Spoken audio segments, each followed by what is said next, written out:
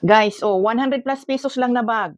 Pwede siyang messenger bag, pwede rin pang estudyante kasi kasya dito ang regular na notebook at saka yung regular na payong. Ayan guys, so ang ganda niya, 100 plus pesos lang. Nylon ang materials dito guys, waterproof, hindi siya nababasa.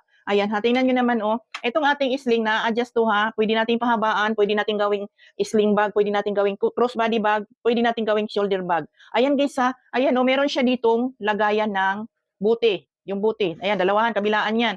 Tapos dito, meron siyang zipper dyan. Pwede kang maglagay ng kahit kung ano yung ilagay mo dyan. Ang ganda nito guys, ang dami niyang zipper compartment, ang dami kang pwedeng mailagay. 100 plus pesos lang, mura. Tapos dito, oh, meron din ditong zipper. Ayan guys, oh.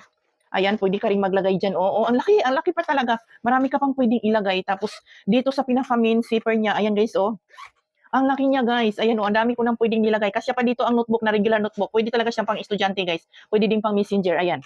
Ang ganda niya. Tapos double lining na yan guys sa nylon, waterproof, hindi siya nababasa sa ulan. Tapos pagdating dito sa likod guys, ayan oh, meron uling zipper dito. Ayan, pwede kang maglagay din diyan ng kahit ano. Ayan guys, 100 plus pesos lang, ang dami niyang zipper compartment. Pila? 1, 2, 3, 4. Apat na zipper compartment guys. Ayan, marami tayong kulay diyan sa ating yellow basket na mapagpilian.